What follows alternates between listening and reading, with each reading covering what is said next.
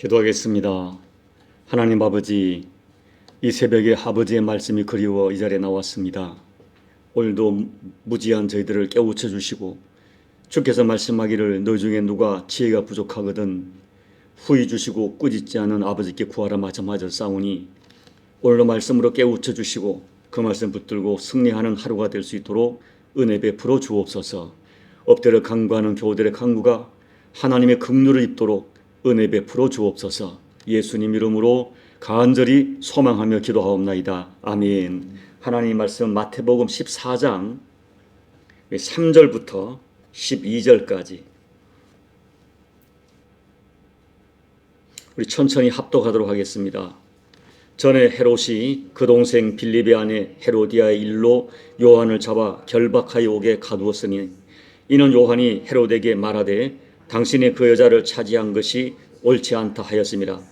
헤롯이 요한을 죽이려 하되 무리가 그를 선지자로 여김으로 그들을 두려워하더니 마치 헤롯의 생일이 되어 헤로디아의 딸이 연석 가운데서 춤을 추어 헤롯을 기쁘게 하니 헤롯이 맹세로 그에게 무엇이든지 달라는 대로 주겠다고 약속하거늘 그가 제 어머니의 시킴을 듣고 이르되 세례 요한의 머리를 소반에 얹어 여기서 내게 주소서 하니 왕이 근심하나 자기가 맹세한 것과 그 함께 앉은 사람들 때문에 주라 명하고 사람을 보내어 옥에서 요한의 목을 베어 그 머리를 소반에 얹어서 그 소녀에게 주니 그가 자기 어머니에게로 가져가니라. 요한의 제자들이 와서 시체를 가져다가 장사하고 가서 예수께 아뢰니라. 아멘. 오늘 본문 같은 사건이 왜 성경에 기록되어 있을까요? 마가복음 8장 15절에서 예수께서 말씀하기를 삼가 바리새인들의 누룩과 헤롯의 누룩을 주의하고 경고하십니다.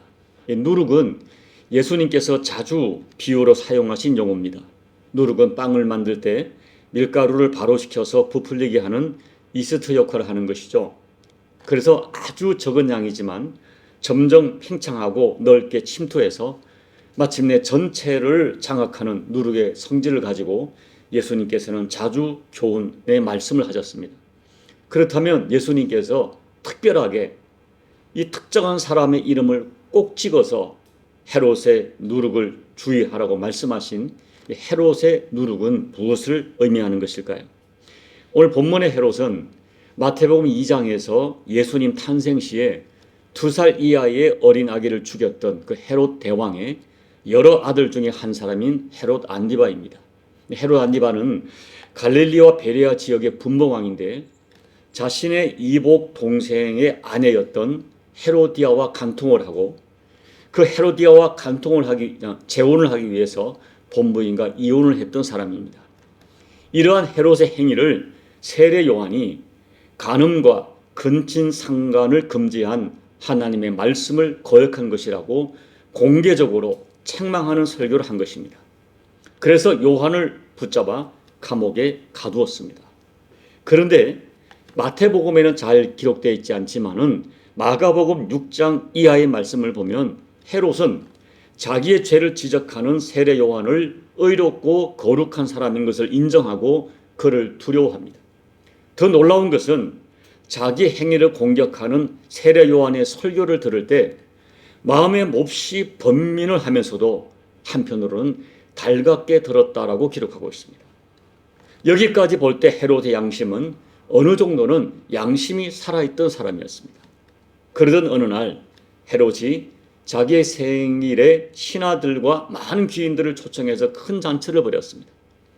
그날 이 헤로디아의 딸 이 춤을 추었는데 헤롯이 매우 기뻐합니다. 그래서 헤롯은 호기를 부리면서 딸에게 소원을 말하면 무엇이든지 들어주겠다. 심지어는 나라의 절반이라도 주겠다고 약속을 해버렸습니다. 그러자 헤로디아의 딸은 즉시 엄마에게 달려가 무엇을 요청하지를 물었고 헤로디아는 주저없이 세례 요한의 머리를 소반에 얹어서 달라는 끔찍한 요청을 하게 됩니다. 헤롯은 이 말을 듣고 심히 근심했지만 자기가 맹세한 것과 그 앉은 많은 사람들 앞에서 왕으로서의 체면 때문에 할 수 없이 딸의 요청을 거절하지 못합니다. 사실 헤롯은 세례 요한을 죽일 생각이 없었습니다. 그렇지만 신하들이 지켜보는 가운데 경솔하고 충동적인 약속을 해버린 것입니다. 헤롯은 딸이 세례 요한의 머리를 요구했을 때 그것이 아내 헤로디아의 악감정인 것을 알았을 것입니다. 그러나 헤롯은 양심의 소리, 진실의 소리보다는 사람의 소리와 아부하는 신하들 앞에서의 자기 체면을 매우 중요하게 생각했습니다. 결국 헤롯은 잘못된 가족 사랑과 체면 때문에 진실을 알면서도 진실을 선택하지 못합니다. 결국 헤롯은 진실을 무시하고 세례 요한을 참수하고 말았습니다. 이것이 예수님이 경고하신 헤롯의 누룩입니다. 그러므로 예수님이 경고하신 헤롯의 누룩은 한마디로 현실주의적 이중성입니다. 진실을 알면서도 현실에서의 자기 이익과 형편 때문에 진실을 외면하는 것입니다. 진실보다는 현실의 이익, 사람의 체면, 인간의 관계 때문에 불의와 타협하는 이러한 경향을 주님은 헤롯의 누룩이라고 강력하게 책망하시고 경고하십니다. 그날 이후 성경을 보면 헤롯에게 남아있던 양심은 다시는 작동하지 않습니다. 그리고 오늘 1절과 2절 말씀을 보면 헤롯은 예수님의 소문을 듣고 자기가 목을 벤 세례 요한이 살아난 것이라고 생각할 정도로 요한을 죽인 악몽에 시달리고 있음을 보여줍니다. 그리고 그날 이후에 헤롯의 행적을 보면, 역사를 보면 요한을 죽인 후 얼마 되지 않아 다메섹과의 전쟁에서 대패하고 결국 프랑스 리옹에 유배되어 일생을 마치게 됩니다. 무엇보다 헤롯은 그의 행위에 대하여, 세례 요한을 죽인 사람이라고 하는 그의 행위에 대하여 하나님의 무서운 심판을 받아야 하는 저주받은 인생이 되고 말았습니다. 그런데 여러분, 성경을 보면 이 헤롯의 누룩에 해당하는 또 한 사람이 있습니다. 그 사람은 다름 아닌 예수님을 재판한 빌라도 총독이었어요. 빌라도도 재판이 있기 전에 이미 예수님이 밀란을 주도한 것이 아닌 것을 알고 있었습니다. 이 모든 것들이 당시 종교 지도자들의 어떤 시기 때문에 체포되고 재판받는 것을 알고 있었어요. 그러나 빌라도는 자신이 알고 있는 진실을 선택할 용기를 가지지 못합니다. 왜냐하면 군중의 소리를 외면했을 때 만약에 밀란이 나게 되면 자신의 출세에 치명적인 타격이 될 것을 알고 있었기 때문입니다. 결국 빌라도는 진실을 알면서도 진실보다는 군중의 소리와 자신의 현실적 이익을 선택합니다. 현실의 이익을 위하여, 자신의 이익을 위하여 진실을 덮고 양심의 소리를 무시하고 거짓과 타협합니다. 이것이 예수님이 경고하신 헤롯의 누룩입니다. 사랑하는 여러분, 헤롯이나 빌라도에게 진실을 지킨다는 것은 대단히 위험해 보였고, 잠깐 한번 눈 감고 타협하면 자기들이 얻을 수 있는 이익이 분명히 보였습니다. 그래서 헤롯과 빌라도는 진실의 소리를 무시하고 그들이 처한 상황에서 쉬운 길, 위험하지 않은 길, 나에게 유익이 되는 길을 선택합니다. 그런데 성경은 너무나 정확한 진실로 우리들을 교훈하고 있습니다. 누가복음 23장 12절 보면 헤롯과 빌라도가 전에는 원수였으나 당일에는 서로 친구가 되니라 라고 말해요. 같은 생각과 같은 성향을 가졌던 두 사람은 현실 앞에 타협합니다. 전에는 원수였습니다. 경쟁자였습니다. 그러나 그들은 예수를 죽이는 악한 일에 친구가 됩니다. 빌라도는 예수님을 십자가에 내어주도록 재판을 하고 나는 죄가 없다고 자기의 손을 씻었지만, 성경은 헤롯과 빌라도가 예수를 죽이는 일에 친구가 되었다고 증언합니다. 사랑하는 여러분, 오늘 우리들에게도 다양한 채널을 통해서 하나님의 소리가 들려집니다. 하나님께서는 여러 가지 채널을 통하여 우리의 잠자는 영을 깨웁니다. 그런데 문제는 많은 사람들이 내면에서 들려오는 양심의 소리나 분명하게 기록되어 우리를 깨우치는 하나님 말씀보다는 사람의 소리, 세상의 소리, 그리고 현실의 자기 이익에 더 주목하고, 그래서 주저하고 망설이다가 하나님이 주신 진실의 소리, 양심의 소리를 외면하는 경우가 분명히 있을 것입니다. 저는 지나온 목회 여정 가운데 진실이 무엇인지 알면서도 현실이란 상황 속에 빌라도처럼 목사님 죄송해요 하고 손을 씻고 돌아서는 성도를 많이 보았습니다. 내 양심이 진실이 무엇인지를 알려주고 있습니다. 그러나 하나님보다는 사람과의 관계 또 현실의 이익을 더 중요하게 생각해서 타협하며 주저앉는 것입니다. 헤롯은 진실이 무엇인지 알았습니다. 그러나 진실을 선택하지 못합니다. 하나님께서 마지막까지 헤롯의 양심을 자극했지만 잘못된 가족 사랑과 인간관계의 체면과 현실적인 이익 때문에 하나님이 주신 마지막 기회에 등을 돌립니다. 이것이 예수님이 경고하신 헤롯의 누룩입니다. 그리고 그 누룩이 결국은 헤롯의 인생을 영원한 죄인의 인생으로 만들고 말았던 것입니다. 여러분, 우리는 이것을 잊지 말아야 돼요. 헤롯은 양심이 있었습니다. 한때는 양심이 그를 자극했습니다. 그러나 그가 가졌던 어중간한 양심의 가책은 결국은 거짓이고 결국은 버림받았습니다. 우리가 세상을 보면 최고의 학력을 가지고 지성을 가지고 그렇게 똑똑했던 사람들이 정치적 이익 앞에 거짓과 야합하고 재물 앞에 자기 양심을 팔고 진실을 팔고 심지어 신앙의 소리까지 귀를 닫으며 살아가는 똑똑한 사람들이 얼마나 많은지 모릅니다.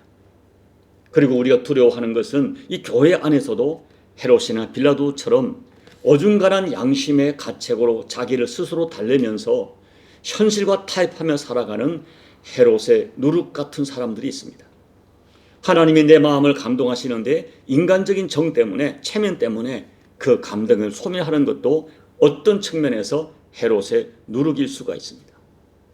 오늘 우리는 나에게도 헤롯의 누룩이 있을 수 있다는 진실을 잊지 말고 정신을 차리고 깨어서 정직하고 진실하게 자신을 살피며 살아야 됩니다. 갈라디아서 1장 10절 바울의 결단을 오늘 말씀의 결론으로 여러분께 드립니다. 이제 내가 사람들에게 좋게 하랴 하나님께 좋게 하랴 사람들에게 기쁨을 구하랴 내가 지금까지 사람들의 기쁨을 구하였다면 그리스도의 종이 아니니라. 진실을 알면서도 하나님보다는 사람을 선택하고 자기 체면과 자기 이익을 선택하고 진실을 묻어버린 헤롯의 누룩과 어떤 고난과 아픔이 있다 할지라도 내가 사람을 좋게 하랴 하나님께 좋게 하랴 사람들에게 기쁨을 구하랴 내가 지금까지 사람의 기쁨을 구하였다면 그리스도의 종이 아니라고 예수를 선택했던 이 바울 두 사람 앞에서 저와 여러분의 믿음을 점검하기를 원합니다. 진실을 묻어버린 헤롯의 누룩을 조심하시고 어떤 경우도 예수를 선택했던 바울 같은 믿음의 선택을 하시는 저와 여러분 되시기를 예수님 이름으로 축복합니다. 아멘. 우리 찬송가 353장을 찬양하겠습니다. 십자가 분병되어서 예수를 따를 때 무서워하는 마음으로 주 모른 채 할까 나의 주 그리스도 나를 성량했으니 나 십자가를 벗은 후 저멸유관쓰리 무성도 피를 흘리며 큰 싸움 하는데 나 어찌 편히 누워서 상 받기 바랄까 나의 주 그리스도 나를 성량했으니 나 십자가를 벗은 후 저멸유관쓰리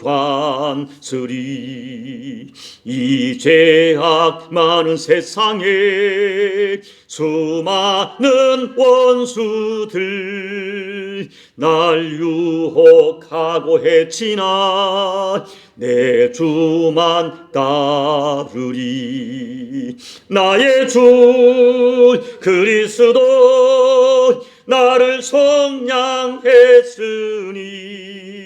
나 십자가를 벗은 후 저멸유관쓰리 나 멸유관을 쓰려고 몸 바쳐 싸울 때 주 내게 용기 주시사 이기게 하시네.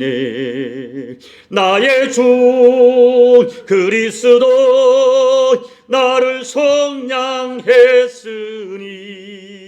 나 십자가를 벗은 후 저 멸류관쓰리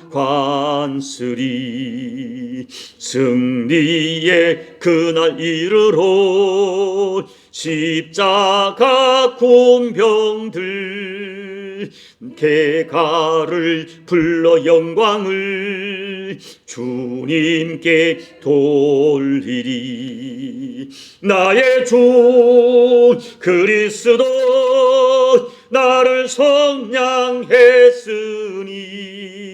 나 십자가를 벗은 후 저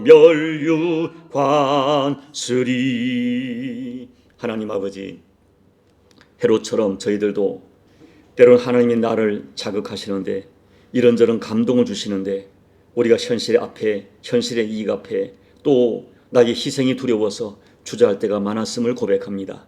오늘 나 같은 죄인을 위하여 십자가 지시고 십자가를 목표로 초질관 걸음을 걸으셨던 주님을 묵상하면서 다시 한번 내가 어떠한 삶을 살아야 할지를 결단하고 이 사순절 기간 또 고난주간과 부활절로 이어지는 이 소중한 절기에 우리 믿음을 결단하는 복된 우리가 될 수 있도록 하나님 은혜 베풀어 주옵소서. 예수님 이름으로 간절히 소망하며 기도하옵나이다. 아멘. 여러분, 저도 그렇습니다. 때때로 하나님이 제 마음을 감동할 때 어떤 모습으로 격동할 때가 많지만 현실 앞에 주저앉을 때가 많았음을 고백합니다. 오늘 말씀을 기억하면서 그 많은 사람 중에 헤롯의 누룩을 조심하라고 경고하셨던 주님의 말씀 앞에 나 자신의 믿음을 한번 점검해 보시기 바랍니다. 교회를 위해 기도해 주시고 우리 조국 대한민국 위해서 여러분 간절히 기도해 주시고 여러분 각자의 개인 기도로 예배를 마무리하시고 돌아가시기 바랍니다. 기도하겠습니다. 아버지 하나님 고맙고 감사합니다. 이 아침에 하나님 말씀 앞에 무릎을 꿇습니다. 아버지 하나님, 우리의 심령을 하나님께도 은혜 베풀어 주옵소서. 아버지가 내게 원하시는 것이 무엇인가 들을 수 있는 귀가 열리게 해주십시오. 하나님은 끊임없이 내 마음을 격동하시는데 아버지 하나님, 내 심령이 하나님 앞에 결단하지 못할 때가 많음을 고백합니다. 얼마나 우리는 하나님 아버지 내 양심을 통하여 환경을 통하여 사람을 통하여 또 하나님 내게 직접 말씀하시는 말씀이 있음에도 불구하고 현실 앞에 언제나 주저앉고 현실과 타협하고 하나님보다는 사람을 기쁘게 하고 사람과의 관계 때문에 주저앉을 때가 많음을 고백합니다. 하나님 아버지, 우리에게 말씀해 주옵소서. 우리를 하나님께서 다시 한번 격동해 주시고 아버지 내 심령 속에 아버지 음성이 들려지게 도와주시고 하나님 음성 앞에 내 심령을 결단하여 아버지의 기뻐하심을 선택하는 우리 모두가 될 수 있도록 아버지 하나님 역사하여 주옵소서. 이 새벽에 하나님 아버지 종의 심령에 다시 한번 말씀해 주시고 상황과 여건과 많은 것들이 있지만 오직 주님만 바라보고 내가 사람을 기쁘게 하려 하나님을 기쁘게 하려 내가 사람을 기쁘게 했다면 하나님의 종이 아니라고 선언했던 사도 바울처럼 믿음의 길을 아버지 기뻐하는 길을 선택하는 종이 될 수 있도록 아버지 축복해 주옵소서. 때로는 가족보다 때로는 교인보다 내 주님이 말씀하실 때 아버지 용기 있게 그 길을 선택할 수 있도록 주님 도와주옵소서. 그러나 주님, 제 영이 둔감하여 하나님의 소리를 잘 듣지 못할 때가 많음을 고백합니다. 주여 말씀해 주옵소서. 지혜가 부족합니다. 영이 둔감합니다. 저 영을 깨워주시고 제 눈에 빛을 덮여주셔서 하나님 아버지의 소리에 귀가 열리고 하나님의 소리에 마음이 열리고 심령이 열려서 하나님의 소리를 선택하며 아버지의 말씀을 선택할 수 있는 거룩한 용기와 맑은 영감을 허락하여 주옵소서. 남은 시간 기도할 때 성령 하나님 종의 기도를 도우시고 이 새벽에 사랑주 백성들 길을 도우시사 이 새벽에 하나님의 음성이 아버지의 말씀이 우리 영혼의 소리에 들려질 수 있도록 아버지 하나님 역사하여 주옵소서. 우리의 영을 깨워 주옵소서. 우리의 영을 깨워 주옵소서. 우리의 지혜를 깨워 아버지 음성을 들을 수 있도록 하나님 아버지 은혜 베풀어 주시옵소서. 아버지